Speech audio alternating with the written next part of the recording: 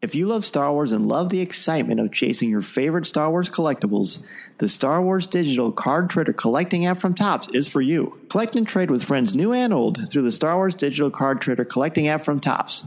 These are the cards you're looking for. Listening to Coffee with Kenobi, you are, with Dan Z and Corey Clubb, the podcast you're looking for. This is. Yes.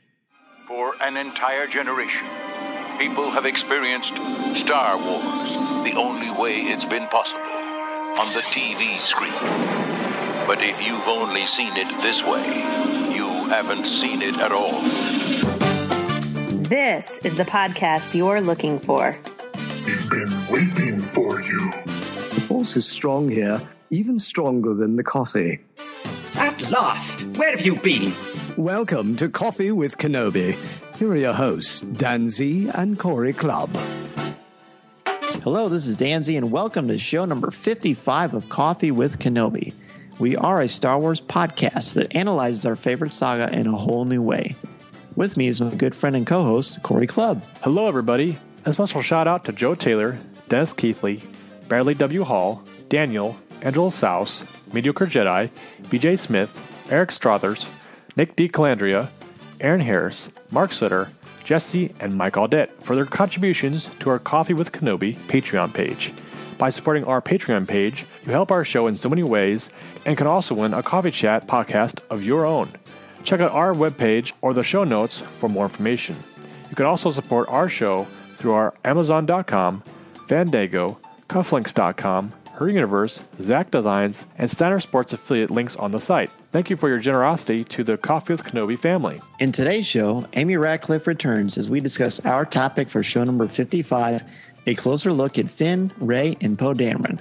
We will also discuss the Episode 8 score, Celebration London news, and Nick DiCo returns with a look at Star Wars video games. In Collector's News, we look at the Ultimate Edition prop replicas, new offerings from ANOVOS, life-size action figures, and the exciting announcement regarding our TeePublic store.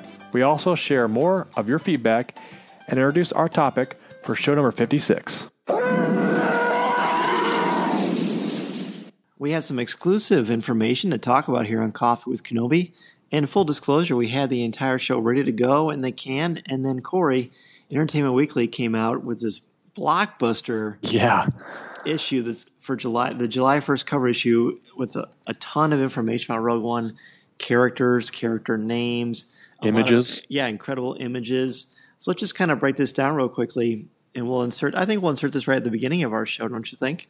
Sure, absolutely. I mean, this is big stuff, and we didn't want a month to go by before we weighed in on this. So the cover itself shows Jyn Erso, and it's got a lot of new things on here. Basically, what we've got are a taller, slimmer walker known as an AT-ACT. It hauls cargo. And there's these flatter, and this is described as a flatter, fang-like interceptor known as TIE Strikers. What do you think about the design of those? Those are pretty cool. They look like the Jedi ships Starfighters from episode 2 and 3, and we've seen mostly in episode 3. But yeah, they're really unique looking, and it's cool to see the evolution of some of this stuff, because you think like, oh, it just kind of happens. We see some years span between the films and such, and we assume that there's things just going on. But this is kind of in between that time. We see kind of some intermingling as far as the technology that's growing. Well, here's the thing. Like when they tell me, and the same thing was with Rebels, when I say these AT-ATs are different than the ones in The Empire Strikes Back, at first blush, I can't really quite tell. You're the designer. Can you tell a big difference? I can't. They seem taller, a little bit, like you said, skinnier. The ears on them seem a little bit differently, but I want to say undercarriage is different too. It seems like they have more fuel losages underneath there. I don't know the technical term of that, but are you just making things up? Kind of. Yeah, kind of. It worked on me. There you go. So I'm not sure about the TIE Fighter. You just think there's such a classic design. Same with lightsabers too, and then something brand new happens. And I know from an anachronistic point of view, you wonder how it goes from this to the regular TIE Fighter, which we already saw in Rebels. So it's in the same era. But my guess is they'll probably have these TIE Strikers in Rebels. That would be kind of neat. So it's fun. It's very, very cool. All this stuff is jaw dropping, and that's why we had to just talk about this. Yeah. Now we also should say that we don't do spoilers, but these aren't really spoilers. I mean, if you want to stay away from them, and honestly, if this came out for Episode 7, The Force Awakens, I probably wouldn't have read it. Would you? It's funny because we talk about that a lot, just, as our personal beliefs and how we want to disseminate information that comes out. And right. even we're good about texting each other about saying, hey, here's something we saw. If you don't want to ruin it for yourself or don't want to read any more into it, then, disregard type thing. And, stuff like this to me is official. I remember reading the stuff for Episode 7. It feels natural to me. It feels like, Lucasfilm was kind of really curating some of these things and allowing us to kind of eat it up in a sense. And I'm okay with it, personally. But, I think folks that are looking to kind of take the story as a whole and not know a whole lot, there are some disseminating factors here we'll talk about. So if you'd rather not listen to that, maybe fast forward or, hit pause and maybe save this section for another time. But definitely something that we're going to kind of maybe dig into just some of the facts, if you will, Dan. Like like you said, we don't like to talk about, who's who and what's what or what might happen.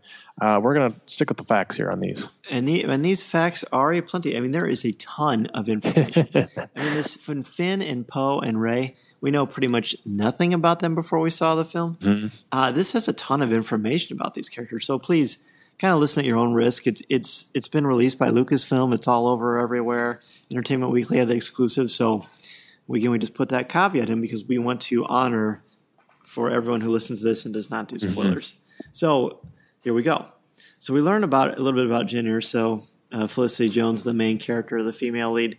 Here's what is provided for us. So she's an outlaw who's clashed with both the Rebellion and the Empire and has a chance to clear her ledger of past wrongs by leading a mission for the good guys. And it's also personal to her because her father is Mads Mikkelsen, a scientist whose knowledge is sought by both sides. So I don't know. Well, I'm going to try to talk about this without speculating.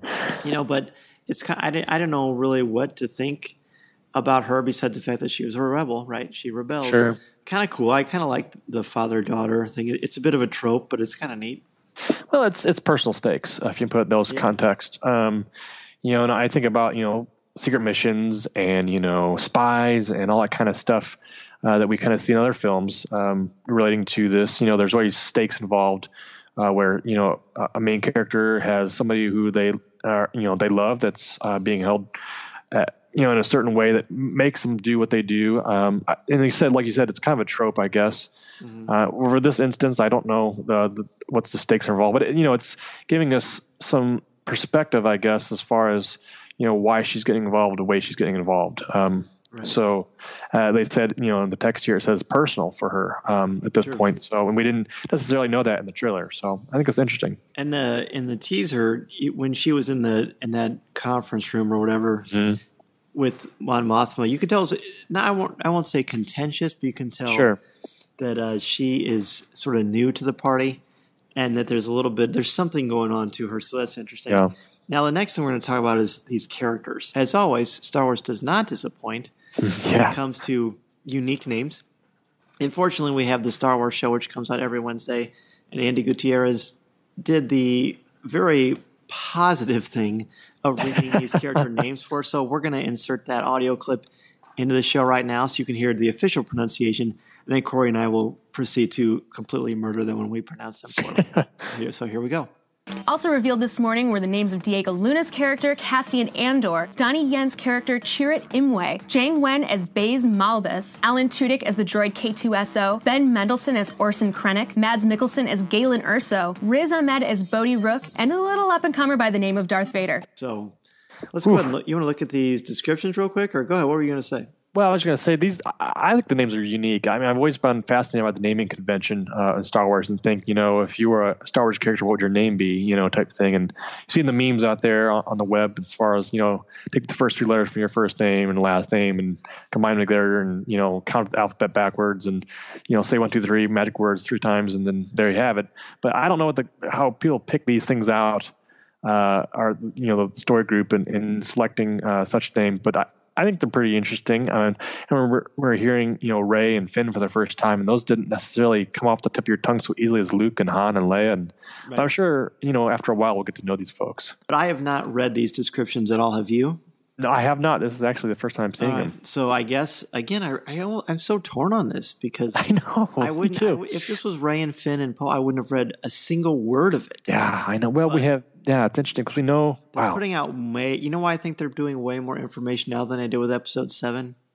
Well, they're trying to disseminate the fact between, this is a film that its timeline is placed before A New Hope. They're trying to kind of really make that known so it's not being confusing for new fans, I think, and younger fans too. Yeah, definitely. I think it's a good way to do it, I think. I think also the reason they do this, and they practically have to, is because most of these characters are unknown except for two. One especially is very known.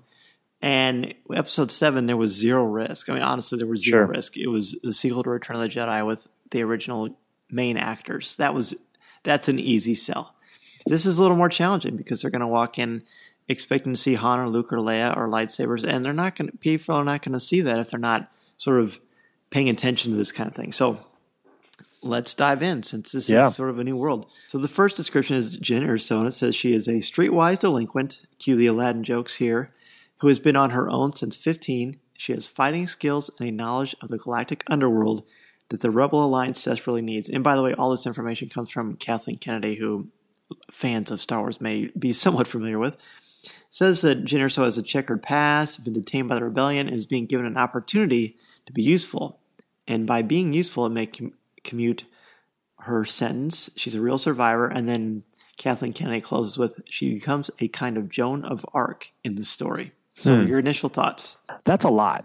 And it's interesting because it seems to be the way characters kind of come into the fold type thing. They don't pick a side, and they're kind of weighing, their own options, taking risks and living their own life. And they're kind of trapped somehow into, choosing a side in one way or the other. And this seems to be kind of the case for her. And it's like we mentioned before, it's kind of a trope. It's kind of a way to make her, a little bit more mysterious and, a rebel, like we've been talking in that essence of like, that's what I do type thing. And that's the way I live. And he says very Ezra-like, it's the way he lives. And he feels like he needs to pursue that to just get along. And that's all he knows type thing. I think with Jen, I think she is a little bit more intelligent in that aspect. She's a little more grown up than relating to Ezra, but she definitely has some smarts on her. I think the description seems to put out there, but also I think she's hesitant to choose a side or get involved. Well, I mean, it does flat out say she has to get involved to help her sentence, and because she's been detained by the rebellion, which that means that's so subtle way of saying she's in prison, really. So she did something to get arrested by the Empire, and maybe just in the interest of time, I think we'll just maybe pick out a couple of things that stand out to us. To me, there's one sentence that stands out. It says she becomes a kind of Joan of Arc. And I was going to say, I actually know a lot more about Joan of Arc than you might originally expect. And the main reason is because in one of my classes for my master's, I read her biography written by Mr. Mark Twain. And good friend of yours. That's right. He's not as known for that because a lot of people don't realize he wrote this, but he was completely admired and respected Joan of Arc in such a profound way, and no one really cares about that probably. But what you should care about is the fact that Joan of Arc was very young, and she led France, and she was an incredible figurehead in such a way that she inspired so many people. But Joan of Arc didn't get involved with the violence. She just kind of led people to help. But we do know this takes place before A New Hope, and that Princess Leia eventually has the plans. Yeah, that sentence, I find it interesting because, Joan of Arc, like you mentioned, is more of a symbol, I guess. Like you said, more than a freedom fighter herself. She's representative of the stakes involved. And it makes me think of also of Katniss from Hunger Games too. She was a symbol as well. She looking to, broaden the scope of the little people or the ones fighting for freedom in a sense. But she got her hands dirty. She did, and I would assume that Joan never killed anyone. She I don't know why this became a history lesson on something. She was for France and trying to liberate them from England, and she was such an incredible inspiration that people died for her because that's the kind of what she inspired. So I like your term of her being a symbol. And the Katniss thing this isn't the first time we've heard the comparison to Katniss. It's apropos, sure. I would say. All right, so the next one we have is Cassian Andor, played by Diego Luna. And I have not read this. I think this is the character that everyone thought was probably Biggs. Well, it's not Biggs. No, we know for sure. So it says, Andor is a by-the-book rebel intelligence officer brought in to steady the volatile Urso. Well, there you go. Mm-hmm. But he's no square. He's committed, steady, and practical, and has seen more than his share of combat. He conveys a fair amount of experience in the reality of what it's like to do this every day, to try to figure out how to resist the Empire effectively and intelligently. And this is all from Carrie Hart, the chief of story development. Carrie ends with, it's not an easy task. So right away, it seems like, you tell me, first impressions. Yeah, so it's funny they put that he's no square. It's totally a 70s term, right? I mean, yes. We're going back to 1977 again, and that's the lingo they're using. Maybe I don't know. Even earlier, maybe even like true. Even earlier than that. Yeah, down the 50s and 40s and 50s. But it's interesting that the language they use and such. And like you said, everybody sees him in the teaser there and sees him as kind of that swagger, but maybe he doesn't have that necessarily. He's in the description here, he's more by the book, steady, practical. Yeah, he seems like he's just more of maybe some kind of a interrogation officer or some sort, that's looking to just do his job and fight the good fight, So it'd be cool to see, them kind of clash. I would assume that, freeing their descriptions. So, yeah, I don't really know what else we could say about him. He's intriguing. He's on the cover of Entertainment Weekly next to Jen Erso, so he's obviously important. So they're going to have sort of a buddy cop thing going on. Maybe, you never know. Yeah. Like Mel Gibson, in Lethal Weapon, exactly, and Danny Glover. Danny Glover, yeah. So the next one, I think, is the character that was maybe one of the most intriguing, that's fair to say, and his name is pronounced Chirrut Imwe, and I tried to spell it phonetically. You heard Andy pronounce it, but Chirrut Imwe, this is the one that it says he's no Jedi, but he's devoted to their ways and has used his spirituality to overcome his blindness. Well, there you go, and become a formidable warrior. Chirrut falls into the category of being a warrior monk. He very much still believes in everything the Jedi were about. He maintains the belief that even though the Jedi are no longer there to protect the galaxy, the idea that there are magical beings that are going to come and save us is going away, and that means it's up to normal, everyday people to take a stand and to stop evil from dominating the world. So, wow. I mean, how could you not love this guy already? That is awesome. Right off the bat, I'm just like, this guy is like rose to the top of my favorite character list. And, it's just like, that is really cool. The fact that he's blind, I mean, there are going to be a ton of comparisons to Kanan. It's in the same era. Yeah, definitely. When you said blindness, I definitely thought of Kanan, and in his disability in a sense, and in his essence, this says flat out, he's no Jedi. So he doesn't have the way of the Force, or maybe he doesn't tap it, or he's more of a call it a naturalist, maybe, in his spirituality. So, I mean, obviously he works from the Jedi beginnings and the way they pursue the way of like you mentioned, to a warrior monk, that maybe it's, pacificity before he has to, be called to action type thing. It's really cool. I think it sounds like a great character. Why do you say pacifist when it says he's a warrior monk? Well, I mean, the other thing too is, I mean, like, he's not out just to do damage like the Punisher or something. He's not Wolverine. I see it. Yeah. So he's not out there just to start blowing things up. He's gonna try to calm the situation down best way possible. But if it lends to I have to use my skill set, I'm gonna lay it down. Right. So my mad skills. There you go. His both staff skills, best, definitely, absolutely. Yeah, and that's cool. I mean, and Freddie talked about what a cool actor that is too. Yeah. So the next one we have is Baz Malbis. I believe that's how we say it. Baz Malbis, and says Baz is heavily armored and prefers a blaster to hokey religions and ancient weapons. He is devoted to protecting his friend Chirrut at all costs. He understands Chirrut's spiritual centeredness, but he doesn't necessarily support it. So it's what his friend deeply believes. Think of them as like the galactic version of Don Quixote and Sancho Panza. That's awesome. There's a ton of literary stuff here. Go ahead, Ward. Well, I was going to say, like, you talked about buddy cop movie. This is it. These two guys flesh it out definitely in the Star Wars universe. But then their comparison to Don Quixote and Sancho, I mean, that is so interesting because him being blind is like it's like Han and Luke in a way. If Luke were more evolved spiritually when they first meet, and Baz prefers the blaster, right? He doesn't understand the spiritual thing, but he understands what is necessarily supported. That's completely Han Solo in A New Hope. Yeah, I think I agree with that. I think that's definitely like his way he sees things, I guess. But I would like to see their friendship blossom, and kind of take control of how they interact or how they get into situations or rely on one another through two different comparisons. And it seems like it's cool to see that their friendship outweighs both of their perspectives. Right, agreed. Let's see, who else do we have here? Let's see, Bodhi Rook. Let's see what we have about Bodhi. Is there any description about this character here? There is. Yeah. It's the Rebel Squad's lead pilot. He tends to be hot-headed, but any abrasiveness is overshadowed by his skill in the air and the void of space. He flies a lot of cargo. One of his key jobs, and he tends to be a little tense, a little volatile, but everyone in the group really relies on his technical skills.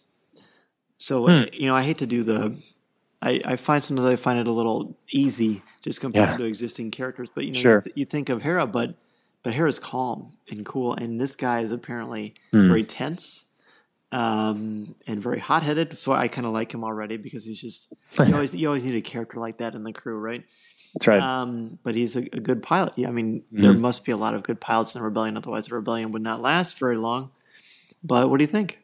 Yeah, you compared him to Hera. My first thought was Maverick from Top Gun. Oh, cool. Kind of that hot-headed guy who's, Top Gun? Sorry, that's from the movie. Go ahead.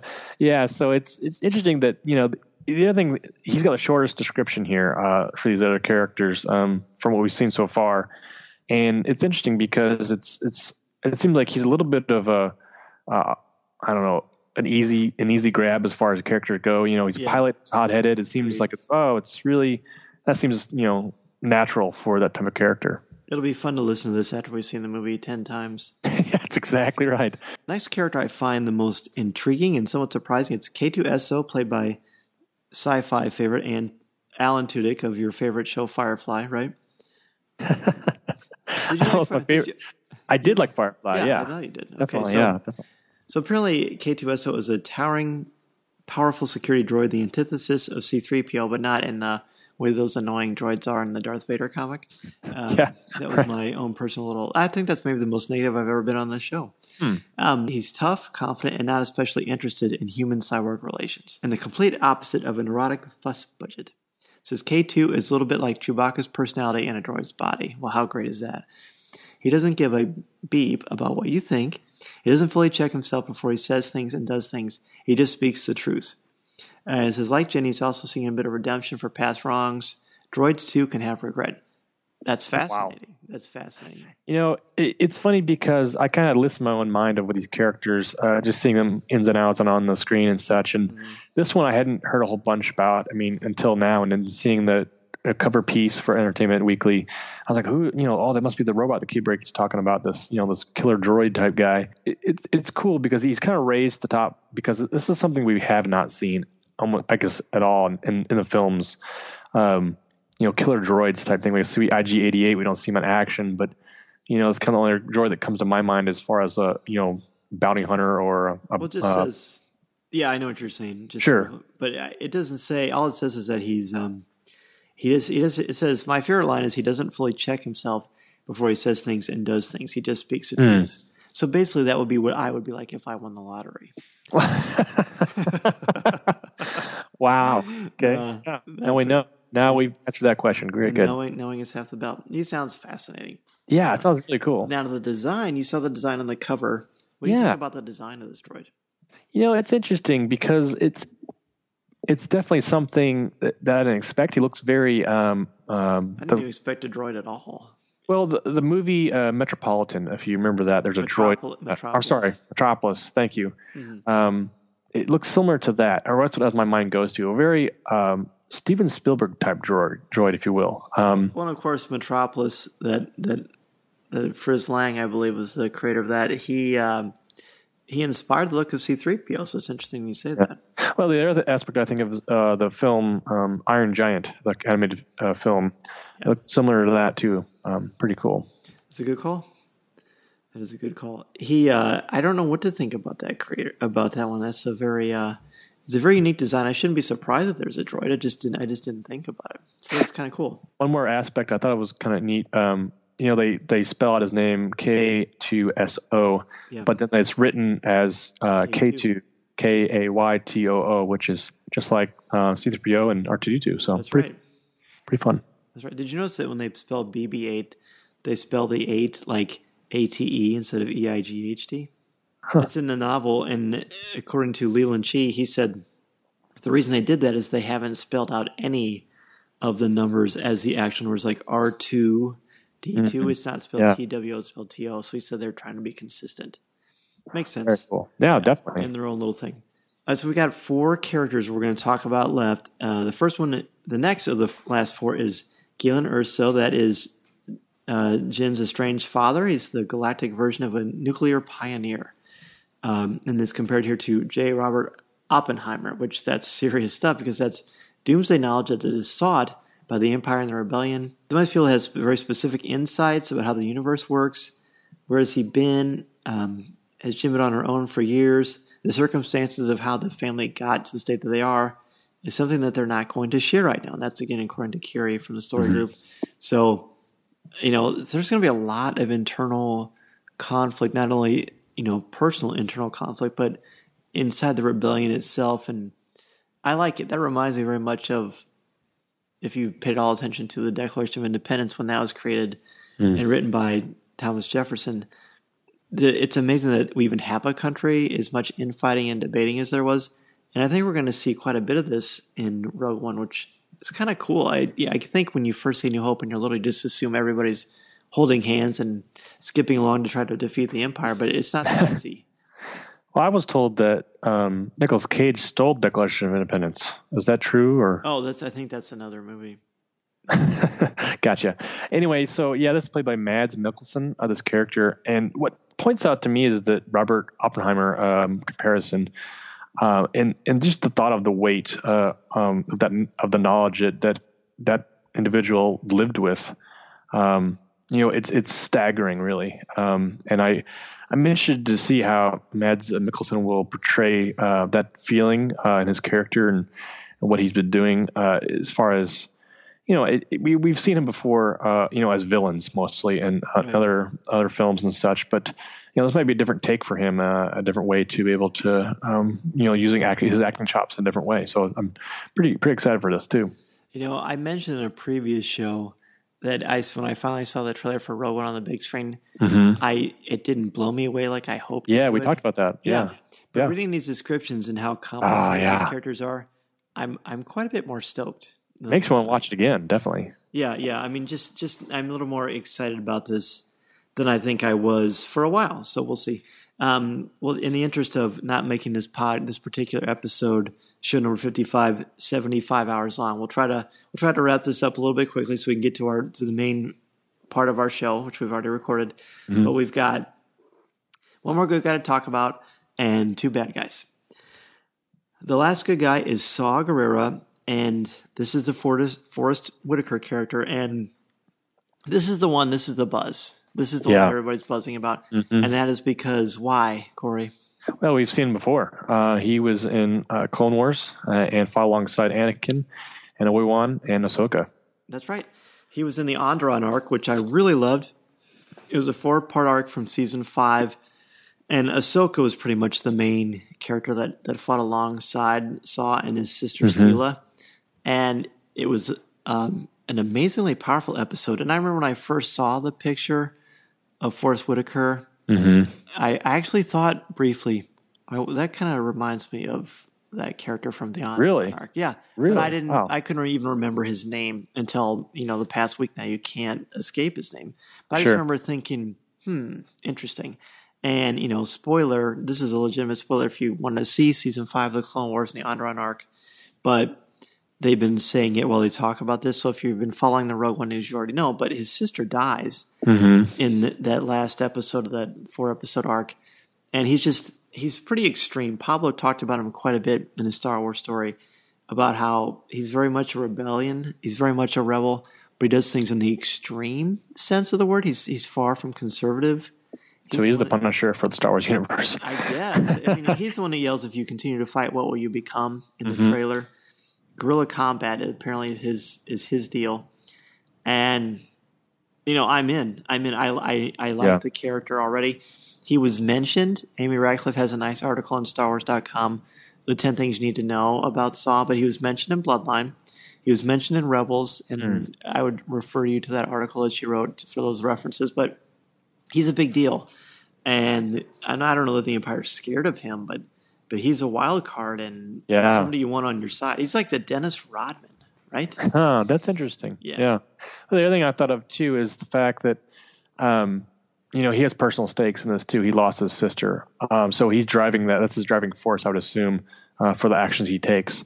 Which is not unlike Jin having a personal stakes as well in this this film and relating to that in the essence of his last final words there in the end of the teaser. What will you become?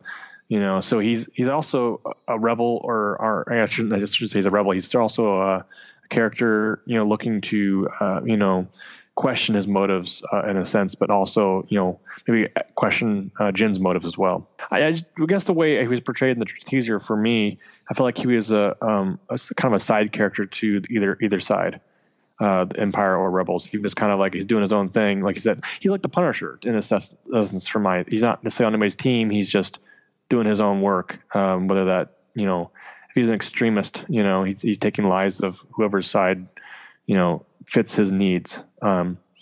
Fascinating. I like that. Maybe I'm totally wrong. I mean, I'm not trying to speculate, but I mean that's how he's portrayed to me in the teaser, and that's how I felt like he wasn't necessarily part of the Rebels. And this he's fighting his own personal battle. It was hard to tell. Yeah, it was. I think now that seems insightful. I like that. That makes sense. I don't know. Sometimes I don't make sense at all. Who knows? No, that did make total sense. I like that. Yeah, he's interesting. He was trained unofficially by Anakin, Obi-Wan, and Ahsoka. Ahsoka really had a personal stake, so I think it's wonderful that he is connected to the Clone Wars so directly. Yeah. And then an animated character. Apparently, and Pablo talked about this on the Star Wars Story, and he's talked about this quite a bit on Twitter, but Saw Gerrera was created by George Lucas, which is amazing. And he was a character that was going to be used in the Star Wars live action show, but that was obviously shelved. And then as they were creating this on arc, Lucas said, "Hey, I'd really like to use this Saw Gerrera character." They put him in there. And so now George Lucas's fingerprints are directly or indirectly, however you want to describe it. I guess you could argue either way. Sure. In Rogue One, which is super cool. Well, he's got bigger fingerprints as well, so we'll talk about that next. Yeah, I'll say. So before we get the home run, we'll talk about your boy who you have as your landscape fixture on Twitter on your personal account. It's the man with the cape. It's director Orson Krennic. It says he is an ambitious villain who wants to use his squad of death troopers to pulverize the rebel uprising and ascend into the Emperor's graces, while trying to avoid the wrath of his enforcer, Darth Vader. The bad guy is a lot more terrifying when he really is smart and really effective. There's a lot of palace intrigue going on in the Empire with people conspiring to move up the ranks and sabotage each other. There's not a lot of loyalty there. And there's quite a bit of information in the article about his relationship with Vader. And that's cool. Yeah, that's cool. Definitely. So does that make you like this guy more or less the same? Oh, even more. It's so cool that he's like calculating and he has different ideas of what he wants to do. Obviously, he wants to look good for the Emperor. He's got these awesome looking death troopers to be able to just do his bidding, and I don't know if that's necessarily his own personal way of taking care of business, or trying to outdo Vader in a sense. Of course, he's looking to make his own personal record, I guess, if you make it that way. He's an Imperial officer. He's looking to be kind of awesome. It's the way he's portrayed is he looks like he's playing a chess match against someone, and definitely calculating and being able to think maybe two steps ahead of whoever he's battling. And I like too that he's not like a legitimate nemesis for Vader. Yeah, but sure. I like the fact that he's afraid of Vader. So let's just talk about it. It's Vader. Darth Vader is going to be in Rogue One.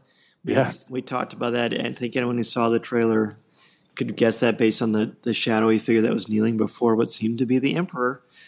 To me, the best news about this, and I'm sure you'll agree, is that James Earl Jones is going to be the voice yet again of Darth Vader. That is fantastic. Well, man, we always talk about people, recasting, classic characters, and Vader is somebody that, embodies such a figurehead in Star Wars and such a icon in film. And that voice goes right along with it. I mean, I can't hear anybody else play it out. I can't even name it or actors or voiceover actors who's done the voice. It's James Earl Jones. And every time I see him in other movies, I think, oh, that's Vader. There he is, talking normal language and, and lines and such. But this is such a great way to just, it makes it real. It makes definitely. This is definitely gets me so excited about this. And this is so much fun to talk about too, I think, because just to be able to have James Earl Jones come back and do this and be so menacing, just that deep, throaty voice, and be able to speak, I'm sure, great new catchphrases and lines and such. Like I said, we've seen this 10 times at least.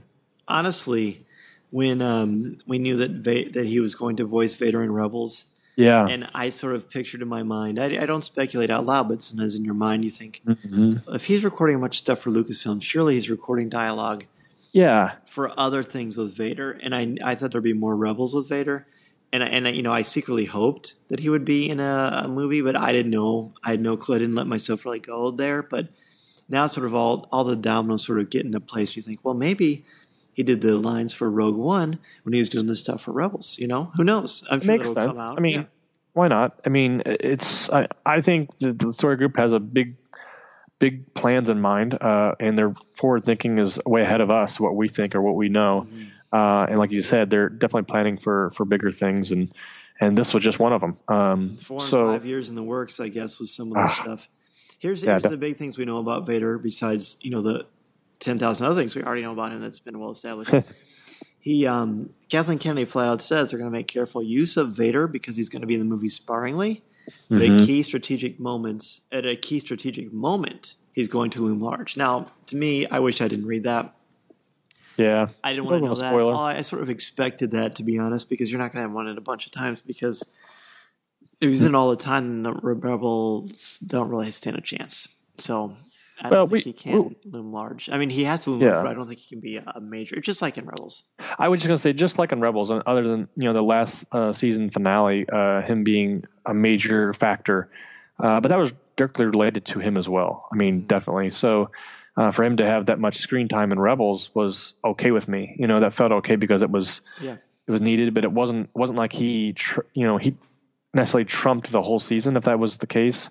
They used him well. I don't think he was like all powerful, and he was powerful, but I mean, like, he wasn't chewing up the scenery and such, in the essence of the fact that it was an every episode and just dominating factor. I mean, when he's there, he's there. Right, exactly. It's the specter of him. It says when the Rogue One, as it unfolds, he's still a background player in politics, which doesn't surprise me considering kind of how his vibe was in A New Hope. He's the muscle, and there's more information about his relationship with Krennic. Orson Krennic says that he and Vader aren't friends; they're barely allies, and he's understandably threatened by the Sith Lord because Vader does not play by the rules. He's in the military structure, but he's not a part of it. He's not beholden to it.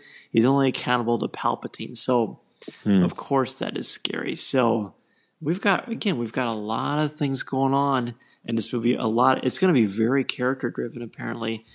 And I'm just absolutely stoked that Vader is back. I mean, these are the kind of those things like when you hear that they're going to make new Star Wars films, or you hear that Darth Vader is going to be a new Star Wars film. Years ago, you never would have believed it. It's like this party that has these incredible, hopeful fantasies about what you'd like to see again. And this is like checking all the boxes and then some. It's like a dream come true. Like you said, you mentioned you sit there and daydream about possibilities and what's going to happen next, and it's happening. This is it in the flesh. And my thought process too is as we move forward in time, we see Harrison Ford getting older. Obviously, James Earl Jones is up there in age. He's 85. He's 85, and this is such a great way to carry on his legacy. and be able to have him, pursue this character and carry this character on, and having him do it as having done in the original is wonderful. It's fantastic. So, anything else you want to talk about before we move on to our regular show? Let's go watch each other one more time and enjoy it and kind of see it with a new perspective. Very good. Well, everybody let us know what you think about this. Weigh in, and we are already on board, but now it just seems more concrete, and time to memorize some more names. There you go. All right, let's go to the show. Ojaba. The Jedi News App is available now for iOS and Android. Ojaba. From the Apple, Google Play, and Amazon app stores. Ojaba. All the latest breaking news, podcasts, videos, and social media posts from Team Jedi News. Ojaba. All in the palm of your hand. The Jedi News Network. Ojaba. Gathering news from across the galaxy. And now, let's see what's brewing in the Star Wars universe this week. Oh, wait. This is interesting. You found something. I'm about to let everyone in on the secret.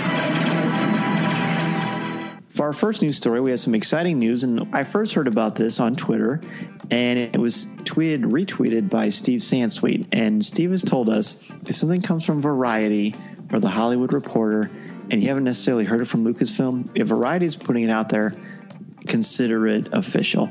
So what he said was John Williams is going to score Episode 8. Now later, Corey, I don't know if you know this, but they did officially say Spielberg said John Williams is going to do the next Indiana Jones film, and we have a MacGuffin for it. Yeah. So that's fantastic, right? And now you got to keep in mind Williams is 84, but he also had something else to say about Episode 8, didn't he? Williams himself says he expects to do Episode 8. Granted, he's done such a body of work, I think, for all of cinema, really. He also says to go on to say that you mentioned he's doing Indiana Jones, a lot of upcoming stuff. It's so great to hear this, too, coming from John Williams. And, of course, Steven Spielberg is a good friend of George Lucas and John Williams, respectively. And, it's to hear this kind of from their mouths, they're expecting to work on some of these larger projects that they're so synonymously put into.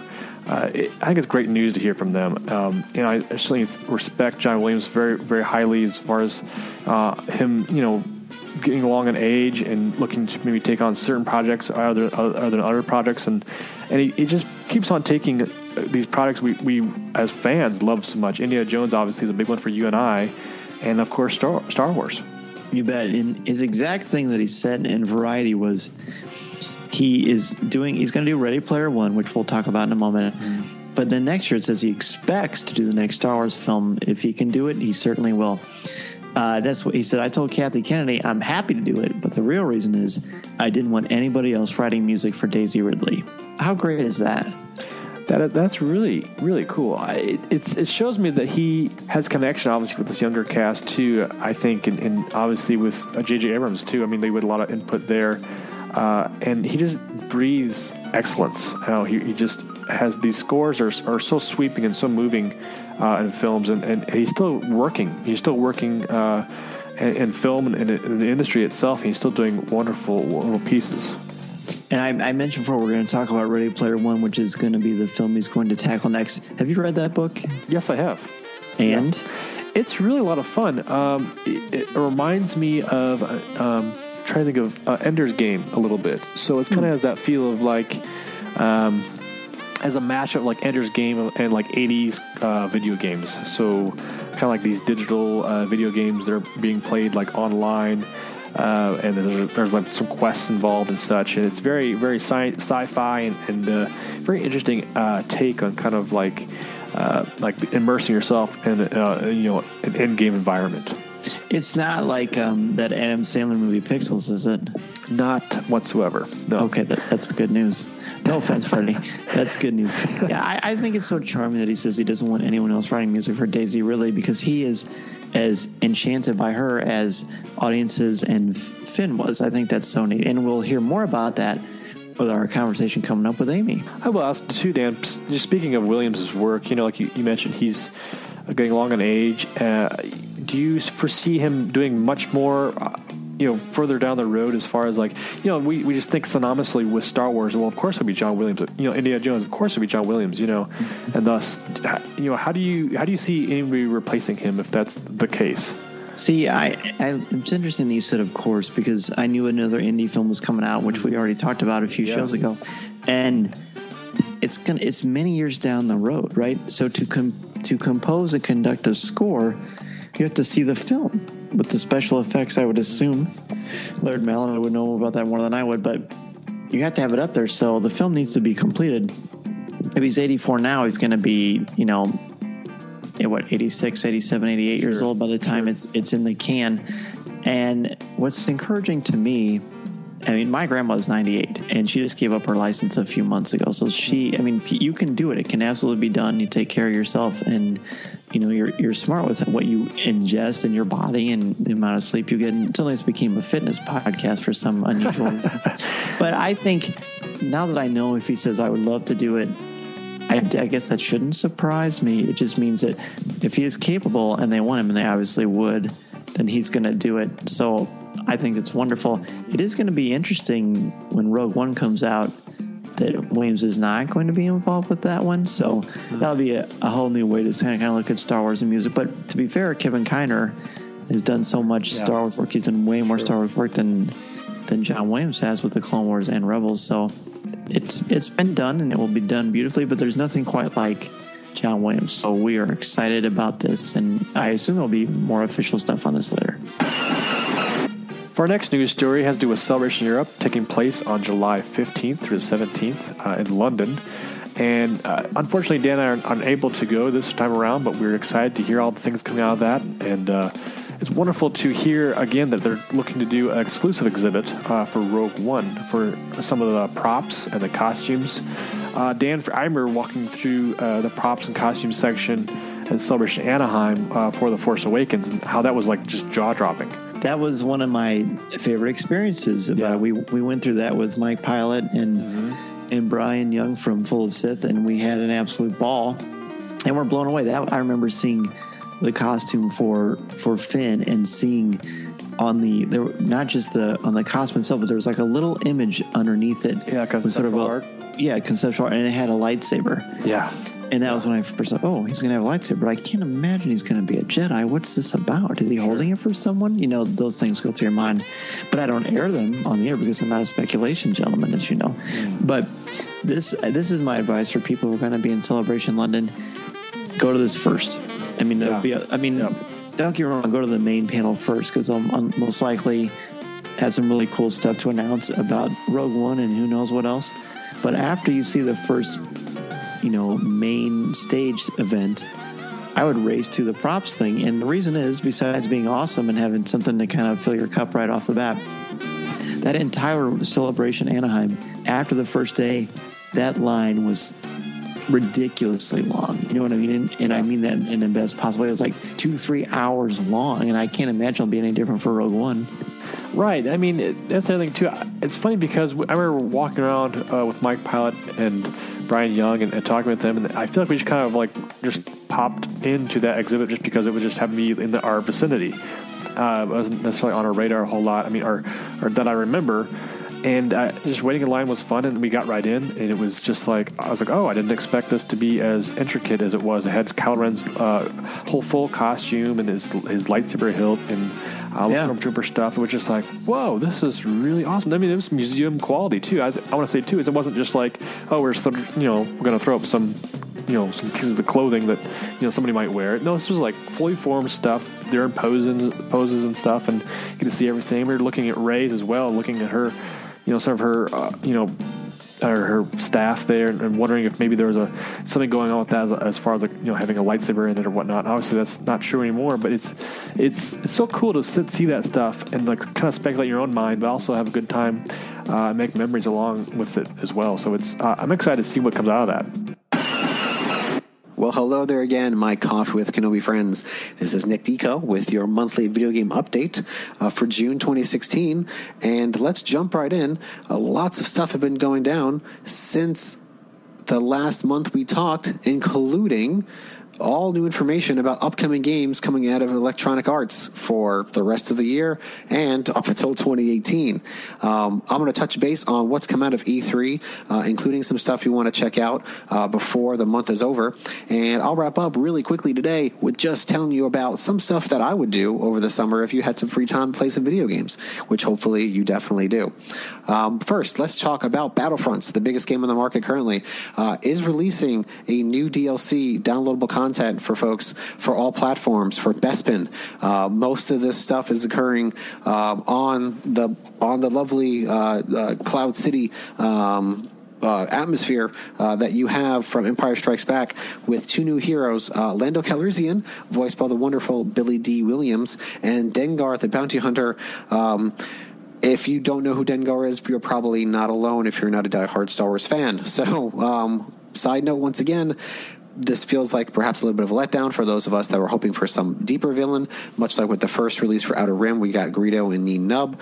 But from what it looks like, Dengar and Lando will be bringing in some new stuff for the game, some different weapons, some different takes on what it means to be a hero in the Star Wars universe. And despite my detractions about having Dengar instead of, I don't know, say IG-88 or Bosk, it's the first look into a character that probably needs some more fleshing out in the Star Wars universe. So I will look at this glass half full instead of half empty when it comes to the new Star Wars villains in Battlefront.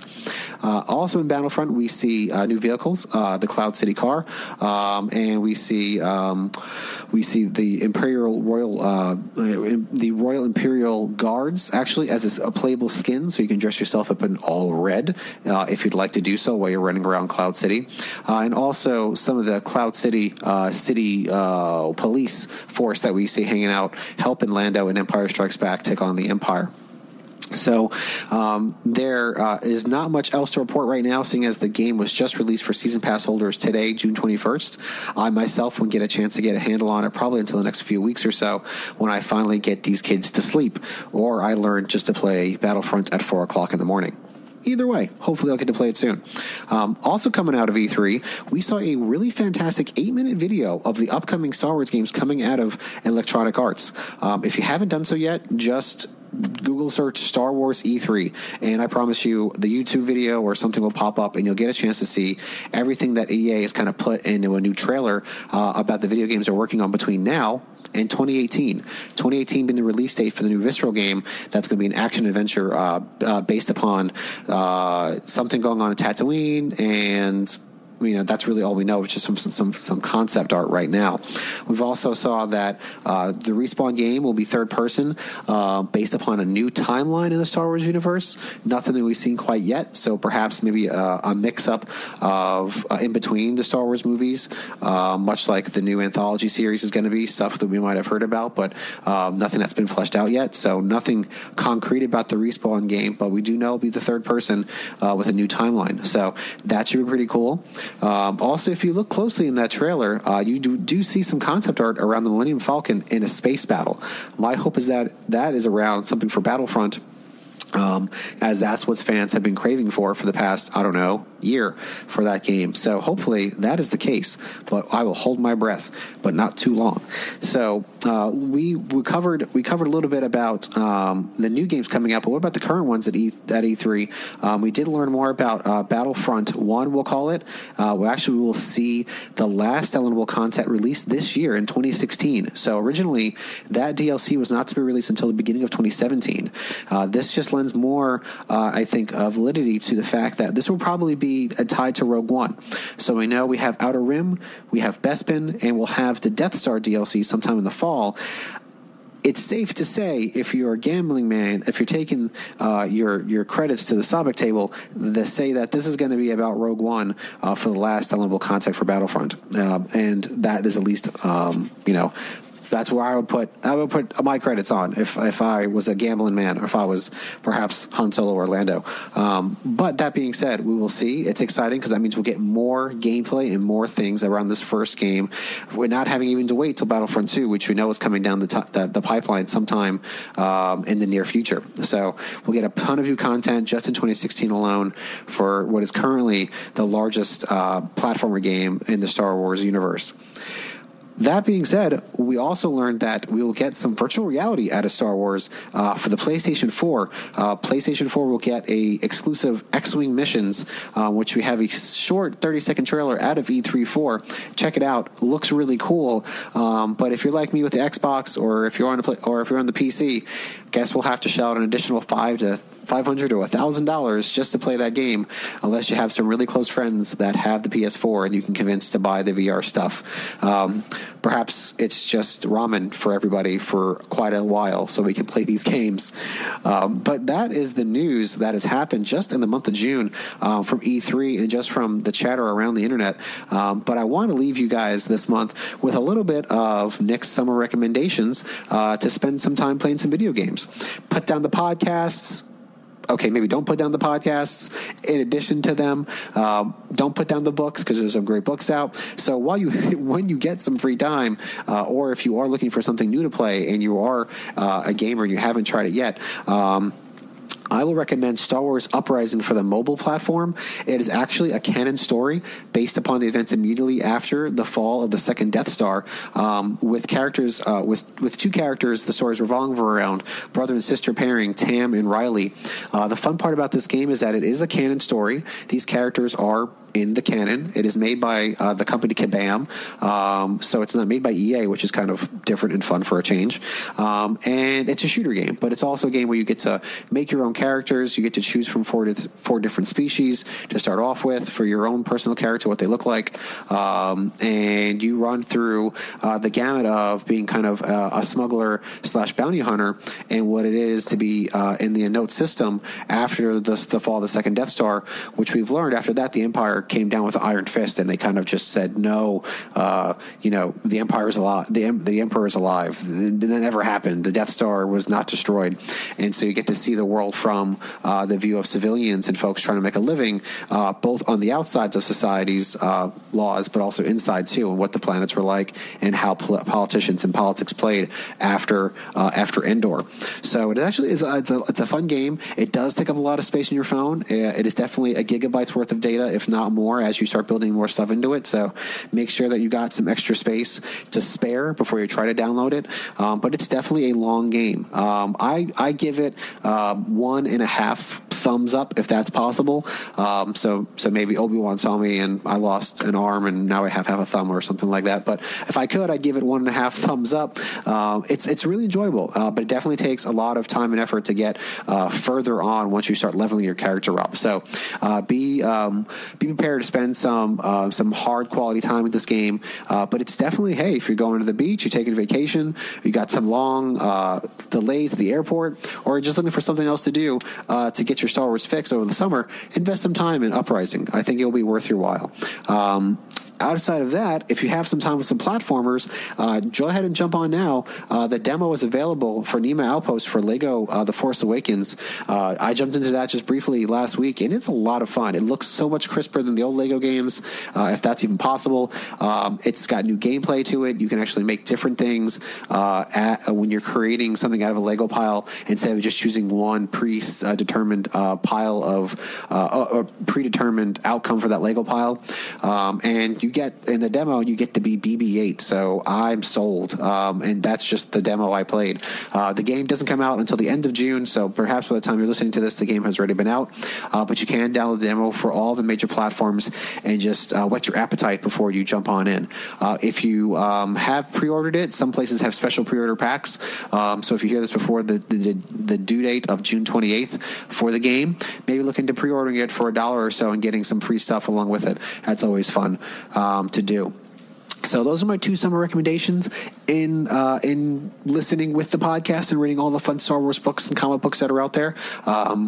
Or maybe you're just going to jump on all the video games when you have the time, and you'll pick up podcasts again sometime in the fall. Hopefully not. Just kidding. Hopefully not. So that is my June update for Video Games Come Star Wars. We'll have lots more stuff to talk about in the fall, and especially as usual closer to the Christmas holidays, as Star Wars looks to double down even more after Celebration Europe, and everything that's going on there around the video game population that we have created for ourselves here in the Star Wars galaxy.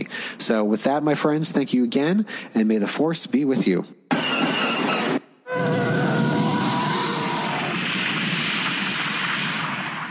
Han Solo, Rebel Soldier, Lando Calrissian, and Bespin Guard, each sold separately. From Star Wars, The Empire Strikes Back Collection, new from Kenner.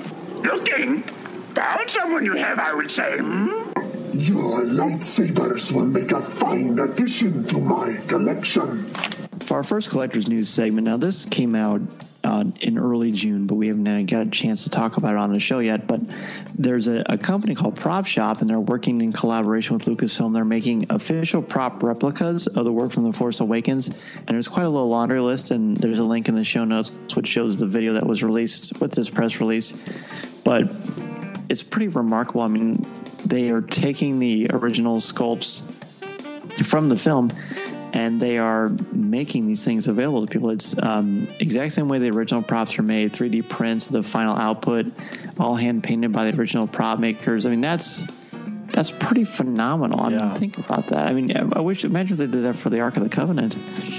True, that's interesting. I didn't expect that, but yeah, that's cool. Now, look at the wave. Go ahead and read the list for me of everything that they're releasing. Yeah, so they've got like these. It's basically some of the helmets from the films. We'll talk about the Kylo Ren, Poe Dameron's helmet, the melted Vader mask. We have Finn's mask with the red bloody streaks on there. Chewbacca's bowcaster, Kylo Ren's lightsaber hilt, and Luke Skywalker's lightsaber hilt, and then Rey's staff. So it's pretty cool. I mean, these are unique items, I think, but I'm curious to know too. You've got some of the lightsabers, the master replicas. Replicas. Is this kind of on par with that, or is it something different? Well, I mean, I'm looking at the one, and you listed it as Luke's, and it is Luke's, but they listed it here in the official one as Rey's lightsaber, which is kind of interesting. That's interesting. Did you see that? Yeah. I didn't see that. Cool. Yeah, but I don't know. I mean, I would have to look at it and see, but it certainly is an incredibly ambitious project, and I sort of knew that they were going to do something like this because there's like different marketing things that Lucasfilm does, and they had mentioned something about what kind of price points would be legitimate for something like this, and what are the prices on these things? Do you have any idea? I'm clicking on it right now. We're kind of looking around. I see them. Yeah, I'm gonna guess. Can I guess? Yeah, go ahead and guess. I'm gonna go like $350.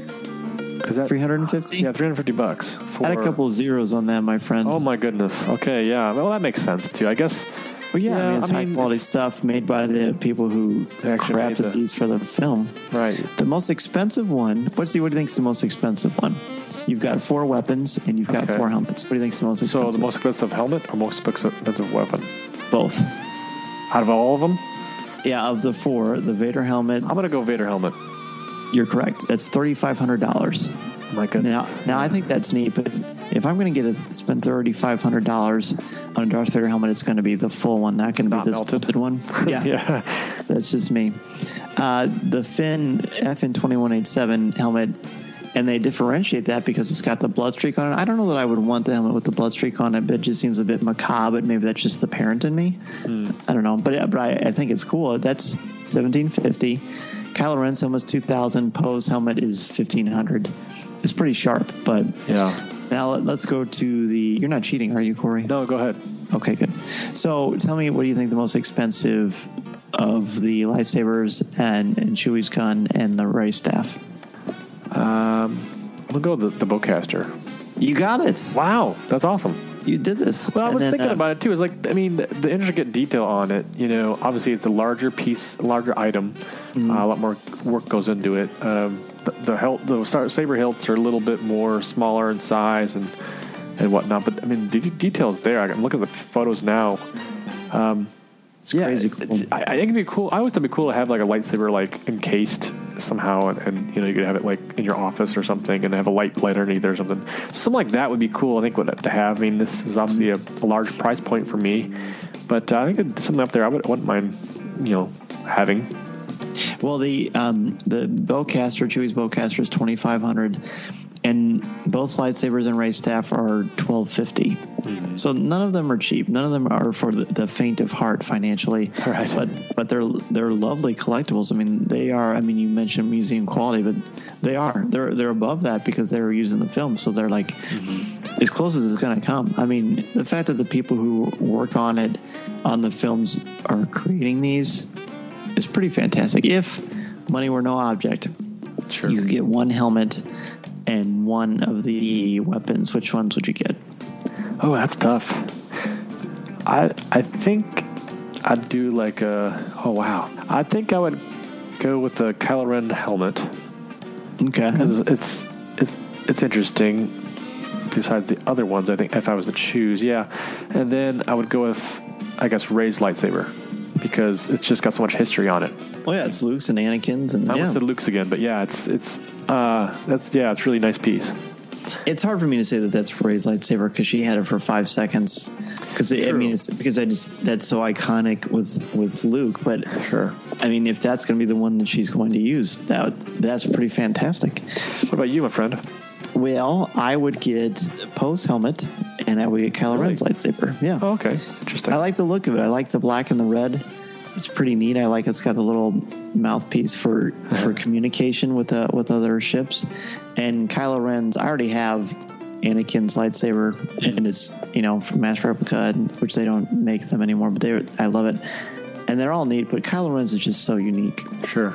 Yeah. And I remember seeing that at Celebration Anaheim, under glass, and I thought, wow, that thing is awesome, and it looks very. You could do a lot. You could do a whole show on the construction of that thing, how much it tells you about him based on how this thing is built. I think too. So the question would be, would you wear Poe's helmet? Maybe just say, "Hey, honey, look at this." She would laugh at me and say I was weird and tell me to get out of here. You could filter, and she would be in her right to do so. You could put a microphone in there. It could be your podcasting helmet. Oh, there you go. Yeah, there you go. And I'd probably have it displayed because it's pretty cool. There you go. Very cool. For next collector's news, we have a new item coming from ANOVOS, the First Order Stormtrooper armor. Pretty fantastic stuff. I remember seeing this in Anaheim Celebration Anaheim on display. It wasn't for sale at the time. But they had a really, cool standee of it, and it was the kind of the first time we'd seen this new order Stormtrooper armor. I think it's very cool, and of course, ANOVOS is guaranteed awesomeness. I mean, right? Right. Yeah, I love that I can look at it and think, oh, I've got the original Trooper armor, which I've talked about ad nauseum on other exactly shows. Right. So how much these cost, dude? This, you want to take a stab at guessing, or do you want me to? It would be disingenuous because I have the price point right in front of me. So you would cheat. I have the press release. I'm not going to cheat. That's why I'm telling you I can't take a stab at it. Yeah, but it's pricey. It is pricey. So if folks looking to order this or get in touch with ANOVOS for this, it's going to be $6,915 and 0 cents. So if if you have $6,916, you're probably okay. Well, there you go. And that doesn't include shipping, by the way. Oh, that's interesting. Does not. Yeah. Okay. And now this one, what's different from the original trilogy Stormtrooper armor and the Force Awakens First Order one, is this one comes with the boots, and you may be thinking, well, okay, I mean, what's the big deal? It is a big deal. Finding the actual boots is tricky. For the original trilogy one, there are certain companies that do it, but they didn't offer that with their original kit. So that would be if it's completely ready to go, and you could just take it out of the box and put it on. But they have the kit with the helmet and boots also, which is also a pre-order. That one will set you back $2,225. But ANOVOS is offering something different. Corey, did you see this? No, I did not. They have a payment plan now. Oh, yeah. So if you don't have the money just sitting in your, in your pocket, you can click on the option for partial pay, and your initial down payment is $669 to reserve it, and then you can pick 3 months of a flexible payment plan or just 1 month flexible. And if you do the 3 month, it's $520.34 for 3 months. Does that make it any more reasonable to you? It's interesting because it does help if somebody's looking to want this is on the top of their list, right? And they want to be able to fit this into their budget. I think it's interesting to be able to do a payment plan and get your hands on it, and be able to get something that's a screen quality, obviously that's looks great, and you can be conscientious about how much you're paying out of your pocket off the top. Right. So I will mention too, it says here the costume design to fit a person that's between 5 feet 8 inches and 6 feet. So it was a no-go for me. I'm 6'1", pal. There you go. Well, so then all your dreams are crushed. I'm a little tall for a Stormtrooper, I guess. Oh, well, there you go. Yeah. How clever of you. Yeah, well, it's too bad. I love it. Yeah, well, that's if it was in your height range, how tall, sir, would that make a difference? Ever since you've been talking about the one you've got from ANOVOS, the classic Stormtrooper costume, I'm a little bit jealous. Now, if I was to go out and just like choose another costume that they supply or whatnot, I'd probably go a little more, I don't know. This one is pretty sleek, I will say. I mean, I do love it. It looks really great. And obviously by now we've all seen it a million times, and it does stand out. It looks really great. A lot of Someday, I think it'd be cool to have both of them. But as for right now, because it's wonderful. It's a little pricey for where I am willing to spend money now. I mean, we got Celebration coming up. Sure.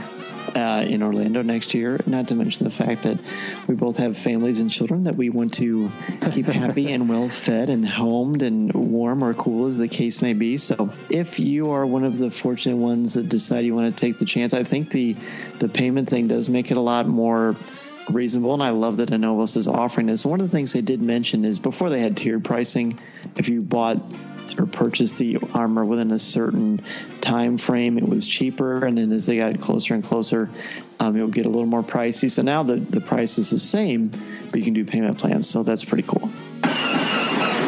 For our next collector's news story, we have the Darth Vader life-size vintage monument, Corey Club. It's the Kenner-inspired Darth Vader. It's digitally scanned from an authentic mint condition 3 3/4 inch action figure, and it's 6 feet tall. It's as tall as you, buddy. That's great. I could dance with it.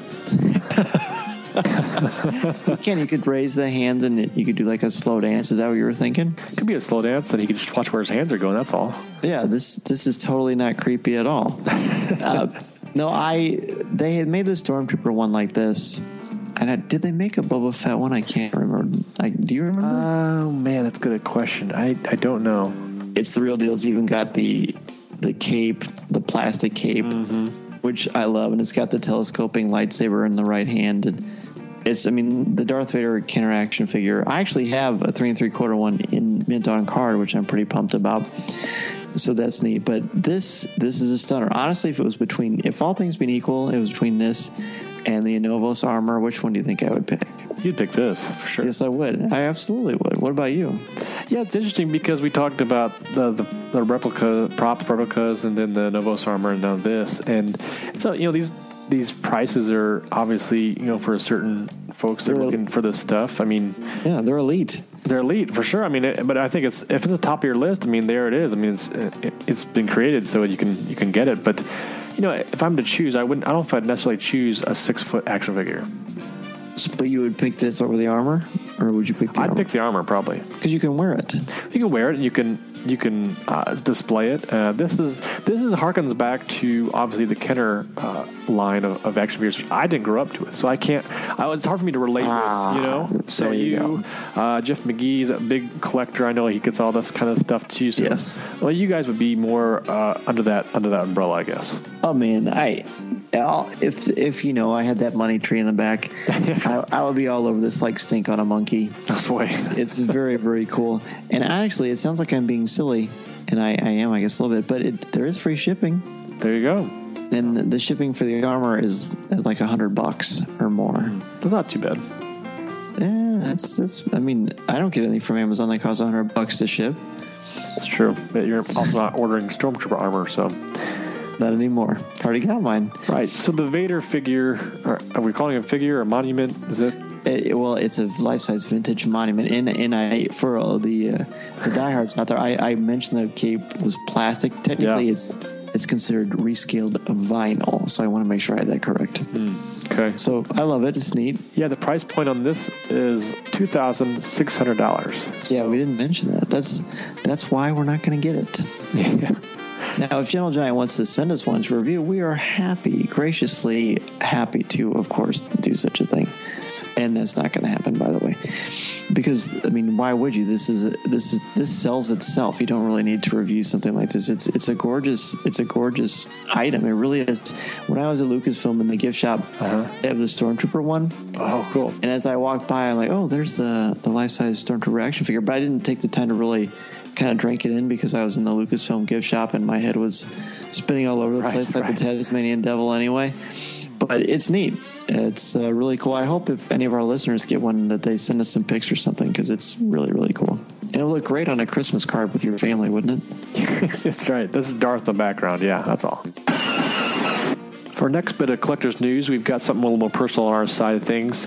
I know when we first started the podcast, Dan and I were talking about all kinds of great guests and topics to talk about. One of the things that came up was T-shirts for the show, and as we kind of geeked out about that and having that a possibility, it is a possibility. You can go online and go to our website and navigate to our TeePublic store and purchase one of those shirts. But now what's interesting, we kind of had some issues up front when we first started designing the logo itself. Has that kind of that orange color, that rebel orange I like to call it. And they were unavailable. That color was unavailable, Dan, and it was difficult for us to kind of get those out there. Originally, we went with a company that had to fund your T-shirt and get so many orders in before that could be printed, and we got that. It was successful, but it was only for a few folks, and unfortunately, we couldn't get that color out anymore. But now, TeePublic is offering that orange colored shirt.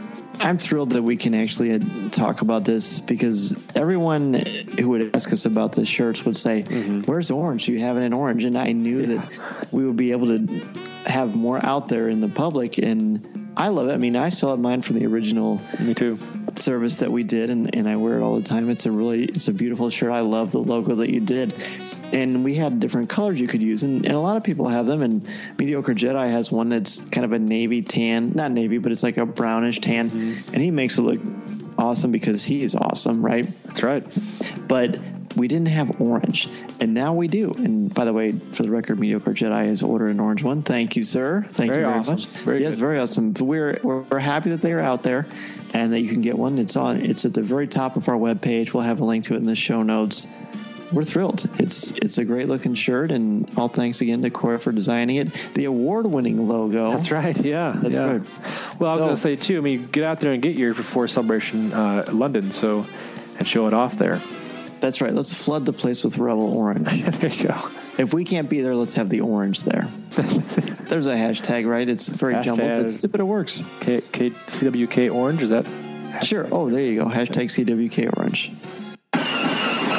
If you are a huge Star Wars fan, and let's face it, if you're listening to this podcast, you probably are, and if you love collecting Star Wars, the Star Wars Card Trader app from Topps is for you. The best part, the Star Wars Card Trader app features incredible images from the original trilogy, the prequels, the Clone Wars, Rebels, and The Force Awakens. Every era you love is included on the app. It's easy and a lot of fun, too. Beloved characters, key scenes, and unforgettable moments are in every pack. Open the app every day and get free credits to spend on card packs from the Cantina, trade with your friends, and make new ones along the way as you continue to add to your Star Wars collection. And it's all free. The variety makes it fun, too. So chase what you love. Some of the latest packs include poster series, classic comic book series, helmet variety packs, and so much more.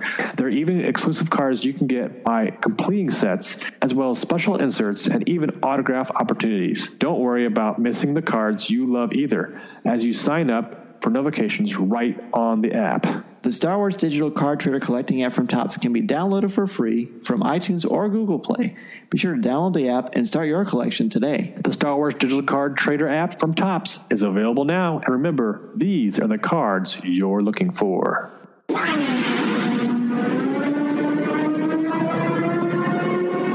Luke, you're going to find that many of the truths we cling to depend greatly on our own point of view. I must be allowed to speak. You've taken your first step into a larger world. Our topic for show number 55 is a closer look at Finn, Rey, and Poe Dameron. The new big three of Star Wars has become instantly beloved, and we want to look at what makes them tick. How are they foils for one another? How do they enhance one another? And how do their inner conflicts impact the overall story? Joining us on this topic is all-around Star Wars aficionado, Amy Ratcliffe. Amy is the go-to writer and personality for all things awesome, is a member of the Coffee with Kenobi family, is the co-host of Lattes with Leia, and is one of the stage hosts for Celebration London. Welcome back, Amy. Thank you so much for having me back. It's been a while, huh? It has been. I think the last time was right before Anaheim. Oh, yeah. So that was over a year ago. My goodness. I know, isn't that wild? But yes, it is. But we've been very fortunate to be able to hear from you every month on Lattes with Leia, and that has been going so well, and the buzz on that has been just tremendous. And what was it like working with one of your dear friends talking about Star Wars like this? Oh my goodness. I mention this to Drea every time we record, that I always want to thank you and Corey for giving us this kind of outlet to talk about Star Wars, because it's stuff we kind of talk about on our own anyway, but to have a reason to get together every month and sit down and catch up about, we record, but we also catch up on life things. But it's just a fun discourse with her. I respect Drea so much she's so smart and has so many insightful things. And she's one of my best friends. So it's a real delight to get to record that show, and I'm glad people respond to it. It's so fun. It's even intriguing, just what you two say you're drinking. Everyone gets such a charge out of that. I love it.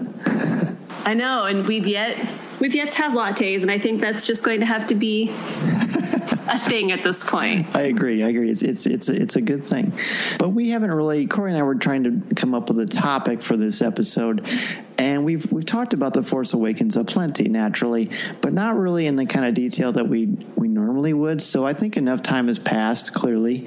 So we're going to look at Finn and Rey and Poe, and I want to ask both of you, how do you think these three mirror and enhance one another throughout the story of The Force Awakens? And Amy, let's start with you. Oh, that's such a good question. I like their friendship, and I like the way they push each other. So I think Poe is kind of on his own. You know what? That's not true, though, because he helps Finn out. I like that. I'm getting all over the place because I really like all three of these characters, but I really like when Finn drags him out of being interrogated, right? And he's all trying to be like, I'm doing the right thing. And Finn's like, no, you need a pilot. I like that immediately he sets that, I'm not buying your BS. It's fine. I'm on board. Let's get out of here. And I think that says so much about who Poe is and establishes him and Finn. I feel like they have such a bond so instantly, and not just because Finn kind of gets him out of serious trouble, but that Poe kind of makes him open his eyes and contributes to what Finn's already going through as far as questioning the First Order. And then meeting Rey and BB-8, I think as much as the story centers on Rey, that Finn is only slightly secondary as far as what he's going through and how his perspective changes. And I think Rey informs a lot of that. I agree. I think it's fair to say she's sort of the lens that everything kind of focuses through anyway. And Corey, what about you? How do they mirror and enhance one another? Yeah, it's interesting thinking back to, having come so far, having seen the film numerous times now, and kind of reflecting on it moving forward. I feel like they're good friends. We get to know them so well, and having known them for different applications as far as books and comics and things here and there, getting to know them better too. It's interesting because in the film itself, they all kind of are looking for something. Finn is looking for a new way to be able to, find himself a little bit, and doesn't necessarily want to do what he set out to do or been asked to do. And Rey obviously is looking for her understanding of her world, and where she's going to, where she's going to end up. And it's interesting because they mirror each other in the fact that they're all, young and looking kind of for their way in this universe. And we see, like you said, Dan, Rey is kind of the one we see the most because she has the most screen time. And but I think I guess I argue a little bit too, because Finn is also, you can kind of follow him along too and see where he comes from and see how he kind of argues with himself and kind of has to push himself to do certain things, but yet they enhance each other. And Amy brought up the idea of stealing a TIE fighter up to escape, and they're looking to Poe is looking to help Finn out, and just gives him a name right off the bat, and just it really helps him kind of boost through that moment and get over his anxiety and get through that mission. And the same thing, Finn pushes that in Rey as well when they're escaping through the desert of Jakku there. So it's interesting too. It's the fact that not every one of them are necessarily know where they're going, but yet they're going all together. Just by pushing each other and, like you said, mirroring each other as they discover where they're supposed to be. And can I jump in really quick and point out or bounce off something Corey said? Sure. Mm-hmm. He made a good point about Poe gave Finn a name. Poe was was the first person to recognize FN-2187 as an individual instead of a trained soldier who's just another number, which it's a big deal. It's a colossally huge deal. Naming is such an important thing. I mean, the first thing you do when you have a child is you name the child. There's a relationship there that is formed, and he's not a number. He's not a soldier. He's a human being. He's got emotions. He's well-rounded. And Poe looks at that, and I think that helps him to kind of continue on his journey, clearly, to want to be someone different. I wrote about this on StarWars.com, but I love that he even literally sheds his skin, sheds his armor as he's walking on Jakku to become a new person. I just think that's quite poignant and lovely. And I think smart, because, man, that armor probably does not breathe. Right. Yes, it does not. It does not. I can vouch that. Not the first order kind, but yeah. So, and I think that they enhance one another because I think we saw in the Before the Awakening, which I really highly recommend. I know you've both read it. You see them individually on your own. I think Poe has the most fleshed out backstory, and I think that's by design because you can play with that. You can play with stuff with the Resistance because it's not going to give away anything for upcoming films. And real quickly, who do the three of you like? Let's just for fun rank them in order that you were drawn to them from 1 to 3. Ooh, that's hard. and you can change it when episodes 8 and 9 come out, but for right now, we can. I'll go first if that you go ahead. Alleviates the tension. Yes, you go first. For me, it's quite easy. It's Rey and then Finn and then Poe. And that's not because Poe, I don't like Poe. I just think Poe, there's the least about him. Most of the appeal to me of Poe is the fact that it's Oscar Isaac. Yeah. And he's got the Han Solo charm, but he's not anything like Han Solo, which is really refreshing because as Freddie said in our last show, you can't make everybody Han Solo or nobody's Han Solo because he's not unique. So that would be my list. Yeah, what's interesting to me is as a fan, I really struck out and liked Poe right away. Seeing Oscar Isaac, his interview at Anaheim, him just talking about the character got me jazzed up. I like the promotional items and stuff coming out. I got excited about that. But then I really fell in love with Finn, seeing him on the screen. And just, his enduring character, his good-heartedness. But then I think I'm going to rank them like this. Rey, Finn, and Poe. So same, yeah. Yeah, Rey to me, she's just a dazzling light. I mean, I just can't get over the fact that I even see Daisy Ridley online, she'll post a photo and her smile just I don't know, it just makes me smile. And I think it's interesting that her character is so dynamic, and we'll get to more of that, I know, but I think that's my ranking. I think a dazzling light is such a good way to describe her because I do really feel like she just radiates positivity and hope as Rey and as Daisy, like in real life. Absolutely. I'm going to be similar, but I'm going to change it up a little bit. I would do Rey, Poe, and Finn, and I'm putting Poe above Finn because did you see that amazing maneuver he pulled above Takodana? Yes. Finn's got some good things going. I know he has an interesting story, and he's turning away from a horrible life to find a new way for himself, but just on that alone, I'm going to put Poe above him. And as soon as I opened my mouth and said, well, this will be easy for me, I thought, oh, crap, it's not easy. Because I almost went the way you did, Amy. And to me, I'm basing it, I guess when I'm ranking it, I'm basing it purely on the film. But if I look at everything, including the comics in the book, I would say I would probably rank Poe too. But it's too late. It's already out there. I can't change it. So what's more interesting about Finn is he's unique to Star Wars and he feels the most contemporary. How is this a strength and how is this a potential distraction for him? I feel like as much as I laughed, for example, like one way he's contemporary are, I think his one-liners and the comments kind of Finn makes are not, I don't think they're classic Star Wars because Finn saying, hell no, that's not, when I saw that in the trailer, I think I was like, oh, wait, what?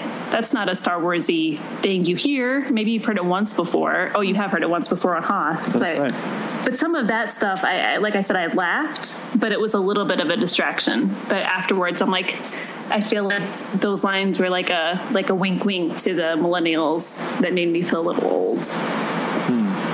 Yeah, I will say too, for Finn, my perspective of his contemporary atmosphere is like he seems to come to the saga in a way that, you know, you said, Amy, he has lines like, well, that's not how let's use the Force to do this, get this done. And it's like, well, that's not how it works. You know, he's like he's kind of discovering these things along the way as far as him making discoveries of himself. You know, he's sort of trying to find himself, but yet he's trying to figure out what's going on along the way. He seems like he's like a new fan that just discovered Star Wars, and they're like, oh, this is really awesome. I don't know what to do next, you know? So I think it's fun for him. But I think it's interesting because he's contemporary to the fact that he kind of has this like he's this good speech, and John Boyega does a good job of bringing out this personality of kind of like he's strong the way that he is like taking action and such, but yet his heart is making all those actions and everything he does. Like when they go to rescue Rey, and he's gonna figure out where she's at, and she ends up right behind them, and you know him, you know, taking her hand all those times, and him just looking out for her. I think that's really unique for his character. See, I see when we came up with this question, I loved Finn from the get-go because I think he's compelling. I mean, he's the first image we literally saw on the original trailer from Black Friday. So right away, there's something about him I think is intriguing, and I do love. I think Amy nailed it perfectly. He's not classic Star Wars, and I can see where that would kind of throw people. And I've heard some complaints here and there. They've been very, very minor complaints. I think that was almost necessary for a modern audience to have sort of a lens for the modern audience to experience this film, because it is, you know, so much later than 1977, clearly. But I don't know. I don't think he's a distraction. I think that he's the least Star Warsy of all the characters. And again, this is only based on one film. You know, who knows what we'll be saying about this in 5 years. Well, and can I say, too, that I guess even with his little comments, sometimes it threw me off. Corey made a point about him being kind of like a new fan. Like, like, look at that enthusiasm. Like, that's really hard not to find appealing in a character. And like this, he's just on board and jumping in and being really adorable about it, basically. So we talked about Finn. Let's talk about Rey. She's arguably, I think, the most dynamic character in The Force Awakens, and it's not like there's going to be a debate on Stars.com about who's more powerful in The Force, Rey or Kylo Ren. That wouldn't happen. No, that would be a weird thing to talk about. That would be weird. So she's arguably the most dynamic, but what kind of dynamic does she bring to this franchise? So we've had dynamic characters in Star Wars before, and I think it's more than the fact that she's a female lead. There's just, that's an aspect of it, but there's so much more. And honestly, as I said at the top of the show, YouTube did such a beautiful job of this on Lattes with Leia anyway. So, and thank you, by the way, for the kind words. That was really important for Dre and I to cover in our first topic on Lattes with Leia was Rey, because coming off of The Force Awakens, because we recorded that in January, she was just so important to both of us as far as her role in the universe, and to be a female fan and to see a woman in the lead of a Star Wars movie in a different way, because people immediately be like, what about Princess Leia? I'm like, guys, I know, I respect that. I respect Padme, but Rey is the lead. That is a different, she is not secondary. This story is her story. And what I admire about her, and I think how she affects all of The Force Awakens and anybody she runs into, is her resilience. This is a woman, she's 19-ish by the time we meet her, who's been left on a planet alone, a really harsh planet. This isn't some friendly place like Theed in Naboo or Coruscant where there are multiple resources. It's a desert planet where survival only comes to the people who are most resourceful and most capable. And you get a sense of how she's literally scrapped for her living, doing scavenging and things, but also like just fighting and protecting your property. And if you read, I think it was Before the Awakening, where you find, she has this story where she kind of found, I forget what kind of ship it was, but in pretty good shape. And her plan is to team up with some people, repair the ship, and use that money. I don't know if she planned to get off the planet with it or if that she was just going to get 5,000 million portions or whatever. I can't remember. But the point was, in the end, these people screwed her. Mm-hmm. And so we know she's had experiences like that. We know she's had a hard life. And look how trusting and open she is. I think that's remarkable that somebody can, I mean, I haven't gone through, even a quarter of those things, and I'm a bitter old woman, so I can't, so I think that's what she brings to the galaxy, is just people can look at her story, fans and people she meets, and be like, what, you're from Jakku? Like, shouldn't you? I mean, I think she surprises everybody with how hopeful she is. And I think that just trickles through, not trickles, makes a ripple, I guess, that reaches out far into, just The Force Awakens, and I can't wait to see what happens in Episode 8. Absolutely. And perhaps an even more intriguing way to look at this is, how does Princess Leia in A New Hope reflect the time and culture versus Rey in The Force Awakens and her time and culture in which this film was created? That probably should have been a different way to look at it, I guess. Did I go off tangent? No. What you said inspired that question. Okay, good. So I appreciate that, because I think that's an interesting aspect of it. Because you mentioned Princess Leia, and people say, well, yeah, Princess Leia. And yes, Princess Leia is great. But I think it's fair to say, with all respect to both characters, that we learn more about Rey in one movie than we did Princess Leia in 3. And I think a big part of that is the culture and the time period in which these films were created, and where we sort of were. And I don't think in any way that, I don't mean that pejoratively in any way towards George Lucas. He was very much a pioneer, and making Princess Leia do the things that she did, incredible and an important step in, honestly, allowing Rey to be Rey. She's different because we meet her, and I felt such loneliness for her, her lifestyle and the way that she has to get along, and she doesn't really necessarily get a whole lot of respect, and she has to kind of fight her way into, like you said, Amy, just fight her way just a way of life, and that longing for hope to be able to find out what's going to happen next for her. For me, she felt lonely to me, but I feel like there was a strength in her that was kind of being untapped. You could see that with her interactions, like you said, with BB-8 and others and things like that, and her standing up for the good and making the good decisions. And we see that throughout the film when she gets off Jakku and looking to just help people out, but yet I think she's also open to adventure in the essence of, like, once they get off Jakku, she wants to directly go back to Jakku and still fulfill that waiting period or whatever it may be. It's interesting too, because you related her to Leia, and I didn't grow up in the 70s. I was more of an 80s kid, and I can't speak to how those women's roles in a Star Wars, or I guess a sci-fi film, was impacted, and the fact that maybe it just wasn't necessarily for women to take on a lead role in the 70s. I still feel like there's a loneliness in her at the end of the movie too. She has this look on her face, like she's like, please, help me out here type thing when she's with Luke. But I guess we'll have to wait and see.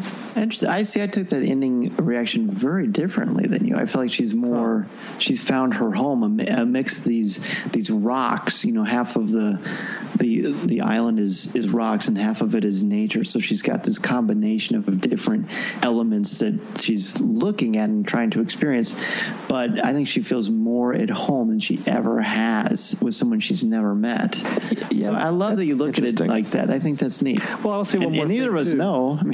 Yeah, right. Well, the other thing too is like her expression. Obviously, it's a moment of please take this and tell me what it's about, and tell me if you see something too, and when you touch it type thing, and obviously this has impact on you as well. I mean, when you see this lightsaber, and it does. I mean, you see it in their expression, and that scene. There's no dialogue. We can't understand what they're going to say or what they are thinking or doing, but the expression is in their face, and it gives so much poignancy for the actors themselves to just portray that in that final scene there. I'm thinking about how sad Luke's face is now, and it's making me sad. Because that's how I read his expression, at least. I assume that I know he knows about Han being gone, and that he kind of has this look of sadness and maybe that he's lost. And I'm trying to think what I read in Rey's expression the first time I saw it, except that it was like a tiny bit of desperation, kind of like, it's just like, I forget which one of you said it already now, because I've just been thinking about Rey's face like you do. And just wanting to know, like, please take this lightsaber. Please tell me what's happening. Like, yes. please have the answers I've been looking for since I was a little kid. I agree with you. And it's almost like she's got to, like, all right, let's do this, buddy. Come on. Like, take this lightsaber. Right, just do this. What are you waiting for? Yeah, I want to see your Luke Skywalker. So she's got there's a bit of like starstruck in her. And you know what? I can't believe I never thought of this, Amy, but you mentioned that Luke knows about Han. I don't know why I never thought about that before. Of course he knows about Han, but I never thought about his reaction to the death of his dear friend.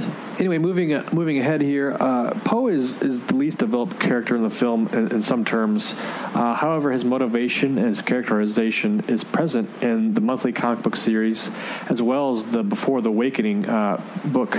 Besides the building blocks of heroism and bravery, who is Poe Dameron, and how does he represent something new for the franchise? Well, I like, what you said earlier, like he is new. He has a touch of that Han Solo-ness about him, but he's not arrogant like Han. I like that he's very matter of fact. He's like, nope, I'm just the best pilot. I don't think there's bravado about that, you know? It just is. As much as there can't be when you make a statement that's that level of grandiose, but I don't know what he brings that's new. I don't know that we've seen enough to know, because we know he left the Republic to fight for the Resistance. People leaving to join a rebellion, that's not anything particularly new. We know he was his parents were part of the Rebel Alliance. So I'm very interested in Poe, and I very much like the character, obviously, and I certainly appreciate his wavy hair. As pointed out, it's one of my favorite things about the visual dictionary, or all the, like, I don't know if you guys have read that for The Force Awakens. Oh, yeah. But, like, they have to have so many, like, labels per character, and one of them points to, like, Poe's head, and it's like perfect, like, what is it, like hair like tousled by his X-Wing pilot helmet. It's something that's just delightful. So I appreciate all of that, but I'm not sure what new he brings to the galaxy. Am I wrong for thinking that? Not at all. When I think if it was any other movie and it wasn't Star Wars related, I would have been slightly not bothered, but slightly bemused that Poe was such a favorite, because he really isn't in it very much. He doesn't. I mean, he does some important things, but it's not his story. But then when you keep in mind this is Star Wars, and if you look at the original 3 and the first 3 films, the different characters got different face time in different movies for different reasons, and it's all part of it. And I think we'll learn and see a lot more about Poe. And I think what he does bring new, and I agree with you, Amy, it is a little tricky to think of what he brings something new. But if pressed, I think I would probably say that he's got so much going for him, and he's so skilled and so able, but there is not a hint of arrogance. And you certainly can't say that about other characters who are very good pilots in the films, if you know what I mean, Mr. Carillion. So I think that is kind of neat, that he just is, and there's no pretension about him, and I think that's quite wonderful. Well, and maybe you make an interesting concept there, Dan. It's the fact that maybe he has a lot going for him, the fact that he has a lot to lose too. I mean, maybe he's the most grounded because they need him to be in that essence when he meets Finn and meets Rey, and having to stay grounded and stay his mind intact as far as carrying out his mission and what he needs to do. And it's interesting because he has the most to lose in the essence of that. He's got so much going for him. These other characters are learning still as far as they go as their journey, and don't know what's going to happen next, where he kind of has everything established, and if that was to be lost, that he might become more of a broken character. True, and I think I keep mentioning Before the Awakening because I really love that book. But Poe's story in that book was my favorite, just because it shows how he's recruited into the Resistance by General Leia, and I think that was neat to see how he reacted to someone like Leia and how he motivates. I mean, we've seen in the excellent comic book series, and again Before the Awakening, what kind of impact he has on people. He's a leader in a very unique way that I don't think we've seen before in Star Wars. I think those are good points. Well, thank you. You have done some really exciting things in Star Wars and in fandom, and we love, of course, living vicariously through you, and it's great because you've done so many great things that Star Wars and Lucasfilm have noticed. And guess what? Celebration London comes a-calling, and Amy answers the bat signal. How great is that? It's pretty surreal still. It's crazy. I'm excited, nervous. But yeah, I can't believe that happens. Well, sure. I mean, and obviously there's a lot that you're not allowed to say, and we completely respect that. And we're all about that naturally on Coffee with Kenobi. But can you tell us sort of where you were when you first found out, or how it was even brought to your attention, and what kind of went through your mind? Yeah, so it's funny. Sometime before the season 2 finale of Star Wars Rebels, maybe like a month out, I talked to Tracy Canobio at Lucasfilm. She does publicity for the animated series and other things. And she was like, I want to ask you about this thing with Rebels. And when that's done, I want to ask you about something related to Celebration. And I was like, fine, like one thing at a time. Let's get this hosting of Rebels over with and not completely screw it up. And then we'll see if she still wants to talk about whatever it is. So she brought it up again after the screening ended that night. And I was like, okay, like we'll get in touch soon. And in my head, I'm thinking that she just wants me to maybe host a Rebels panel or some sort of panel, like since I think she knew I was going to be there anyway. And a couple 2 or 3 weeks go by, and I check back in and come to realize she's like, well, would you be interested in hosting a stage? Which, of course, yes, I'm interested. That's not a thing, you say no to. And we had a conversation about it. And, she really emphasized that, like, it's a fair amount of work. Like, you're going to be living on that stage. I'm like, I know, like, I'm not going to see the rest of the convention. Like, I get everything that comes with it. It was not a hard sell. Because I was just like, yes, of course. Like, I can't say no to this opportunity. Like, I can't, regardless of how much it makes my stomach, like, turn in knots. You're going to be awesome. I mean, you were great in the Rebels thing for season 2. Thank you very much. And I feel like none of my guests will be as difficult to wrangle as a certain hat-wearing supervising director of Star Wars Rebels. Yeah, you may be onto something there. So we'll see. I'm pretty excited. I think it's going to be a packed 3 days. I've started to, my schedule is mostly in place for my stage. I haven't seen the other stages yet, but I have several panels that I'm pretty excited about, and some that are I wish I could tell you guys, but I got an email yesterday morning, and I just got back from an international trip, and I was just kind of foggy and jet lagged, and I saw an email introducing me to somebody whose panel is going to be on my stage. And, if I wouldn't have been laying in my bed, I would have fallen over from wherever I was standing. When it woke me right up. I can't wait to share that one. It's as a Star Wars, like, it's just exciting. I can't say what it is, but we understand. Yeah. Oh yeah. Hopefully it'll come out soon. That's great. And I remember watching your interview with Anthony Mackie and Sebastian Stan for Captain America Civil War, and I was like, oh, that's so awesome. You get to talk to them, and then you've gone on to do some awesome things. I love reading your feed. It's so much fun. You have a blast. And, it's interesting because it's like, for me, we interview some folks, and I get nervous, and I kind of anticipate things. Well, what if this happens, or what if this happens? And I'm curious to know, like, how do you kind of prepare yourself to do this new hosting role for Celebration in Europe? Oh, I'm so nervous. I'm Meditate. Just starting. Yeah, it's something I wish I could do. My brain will not. I think that's the point of meditation, is to teach your brain to stop running in circles, but I haven't got past the first stage. Also, I'm really antsy, so. So it'll be decaf coffee. Oh, it should be. It will not be. But right now, it's still in the very early stages. But just yesterday, actually, because I want to feel like I'm prepared. You always have to be ready to roll with the punches, and things are always going to happen that you don't expect.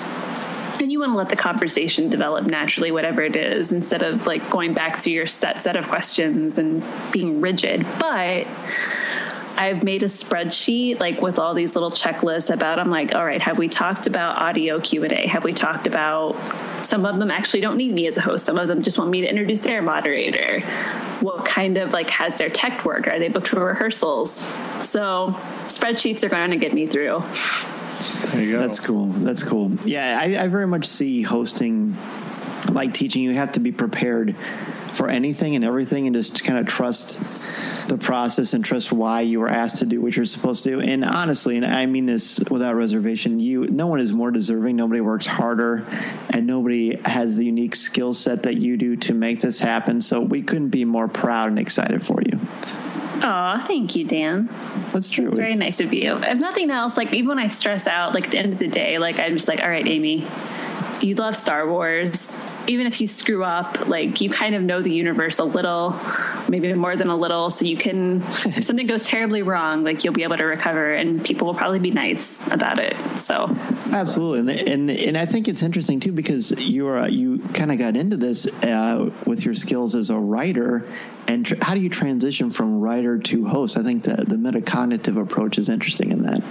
Yeah, you know what? It hasn't been easy because I'm quite shy and introverted, and being on camera or being in front of people, interviewing people, was not a strength of mine for a long time. I would, even talking to strangers at conventions, like I would blush and sweat. I still sweat. I'm a nervous sweater. So you guys all know that now.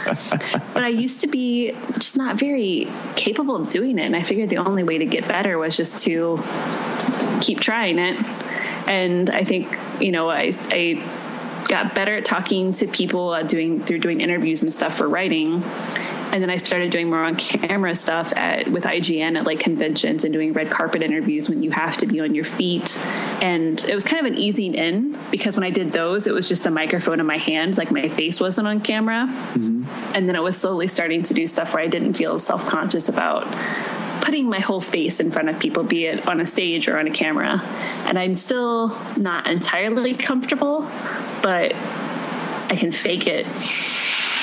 I can fake it long enough that I forget what I'm doing and I end up having fun. There you go. You're like get to be an actor. Kind of, in some ways. Yeah. Well, I can never do that, but eventually I get comfortable and I forget that I was nervous. And then you're like, no, Amy, you got this. It's fine. Whenever there are certain people that before we talk to them, like it hits me. I'm about to talk to, like, for instance, when I talked to Leland Chee a few weeks ago, I met him before and I knew what a nice, sweet man he is. But knowing that I was talking to him and that publicists were listening in and stuff like that, my palms were actually sweating. And I can honestly tell you, I mean, Corey obviously knows me well, and Amy, you and I, we've met each other a couple times. I don't get nervous. Like, I just don't get nervous. But with that, there's just something about it, and you just sort of let yourself become like a little kid. And then, as you said, it sort of kicks in, you know what? I've got this. Exactly. But I know those feelings for sure. All the time. I'm like, who am I talking to? Oh, okay. All right. I just have to put that in the back of my head and try not to freak out. Well, here's a fun one. Who were you the most nervous for in your career to talk to? Oh, the most nervous. Oh, that's a good question. Why can't I think of one? I mean, I was pretty nervous before the Rebels Q&A. I think that's the most nervous I've ever been, but that was a combo of who it was and what it was. Mm-hmm. I know that recently I interviewed very briefly Ellen and Ed O'Neill for Finding Dory. Wow. And that was a little nerve-wracking because it's Ellen. Yeah. It's kind of what she does for a living. Right. Yeah. Oh, that's cool. So that was cool. I can't think of one off the top of my head, though. I'm sorry. No, I think there have right. just been too many that I've been nervous about. They all blend together. Sure. Well, no, that's cool. How about this? Who was the most gregarious and personable? And you thought, wow, this is a person I could actually be a friend and hang out with, and not because of geekdom, just because they were just nice, sincere people. Oh, you know what? There have been so many of those. And actually just recently, going back to Finding Dory again, Ty Burrell is the voice of that. Oh, yeah. And he was just so fun and kind of silly and casual. I'm like, can we just go get coffee? And not because I have a little bit of a crush on him, but setting that aside, he was just a laid back dude that I really enjoyed talking to. Well, how could you not love him anyway? I love him in Modern Family. Yeah, right? Oh, you know who else was really fun? I did the press day for Lego Freemakers, which just premiered this week, maybe today. And Eugene Bird, who plays Xander in the series and also plays John, is it Andy Diggle, John's brother in so. Arrow? Mm-hmm. Yes. He was really fun to talk with and just really excited about being part of Star Wars. And you guys probably already did this too. When you talk to people about Star Wars, it kind of takes them back to their childhood, and everybody just gets really giddy and excited. And we had a really fun back and forth. That's cool. It's so neat to sort of peel back the layers, and I think it's fascinating for listeners as well to sort of see. There's a lot that goes into this stuff. Amy Ratcliffe may make this look easy, but there's a lot of hard work and prep that goes into it. So we really appreciate you taking time out of your schedule to come back on Coffee with Kenobi. Where can people get in contact with you if they want to ask you a question or just say hello? The best place to get a hold of me is on Twitter. I'm at Amy_geek. And if you go there and you want to send me something longer than 140 characters, my email address is alratcliffe@yahoo.com. And you can get how to spell my last name from Twitter, or you're smart. I'm sure you guys can look it up and figure it out because it's a long one to spell. So, yeah. And if you're at Celebration London, be sure to say hello. Yes, please come to, we're starting off the convention on Friday morning on the podcast stage with a Full of Sith / Lattes with Leia combo. So I would love if you could come to that. And then, I'll be on the behind the scenes stage pretty much forever. So please come by. And that's right. We didn't bring that up, but you will be on the Celebration podcast stage as well, and with our great friends from Full of Sith, and that's going to be neat too. We sure wish we could be there to join you, but we will certainly enjoy your coverage and your experiences, and can't wait to talk to you about them in the future. Yeah, we'll talk soon. Well, thank you again so much, Amy, and have a great night. Thank you, Dan and Corey. Talk to you guys later. Okay. Our topic for show number 56 is paradoxes in the Star Wars universe. So many of the great conversations in Star Wars are centered on paradoxical concepts, such as no attachments for the Jedi Order, the Sith speaking openly about their plans, and keeping balance by eliminating evil in the galaxy. And that's only a few of them. Joining us on this topic is Riley Blanton of the Star Wars Report, as we explore these ambiguous mysteries. Be sure to send us an email or MP3 with your thoughts, comments, questions, and opinions to feedback@coffeewithkenobi.com. And who knows, your question just might be read on the air. I like the sound of that. If you love Star Wars and love the excitement of chasing your favorite Star Wars collectibles, the Star Wars Digital Card Trader collecting app from Topps is for you. Download the free app from iTunes or Google Play and collect your favorite images from the classic 1977 Star Wars cards to Clone Wars, Star Wars Rebels, The Force Awakens, and much more. Collect and trade with friends new and old through the Star Wars Digital Card Trader collecting app from Topps. These are the cards you're looking for. Chewie, get us out of here!